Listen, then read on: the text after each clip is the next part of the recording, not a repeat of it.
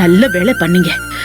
அழகு மேல திருட்டு பட்டம் கட்டி லாக்அப்ல போட்டாங்கல்ல, அப்பவே நீ இதை பண்ணிருக்கணும். அதுலதான் அவங்களுக்கு துளிர் விட்டு போச்சு. இனிமே உன் பக்கமே வரமாட்டாங்க. இந்த பயம் எப்பவுமே அவங்க மனசுல இருக்கும். ஆமா ஈஸ்வரி, அடி உதவுற மாதிரி அண்ணன் தம்பி உதவ மாட்டாங்கன்னு சொல்லுவாங்க. ஆனா அந்த பழமொழி மாதிரி இப்ப அடிதான் உதவுது. இனிமே அவங்க எல்லாரையும் நீ கொஞ்சம் வெளுத்து விட்டாதான் அவங்க எல்லாம் அடங்கி இருப்பாங்க ஈஸ்வரி. ஆமா மங்கையம்மா, இனிமே இப்படிதான். அவங்க நம்மள ஒரு அடி அடிச்சா நான் திருப்பி 10 அடி கொடுப்பேன்.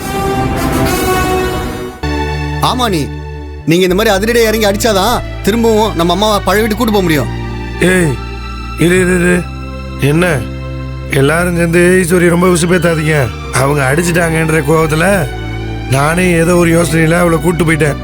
இப்ப ஈஸ்வரி புள்ளத்தாச்சி, அதுவும் வயிற்றுல 2 குழந்தை இருக்கு.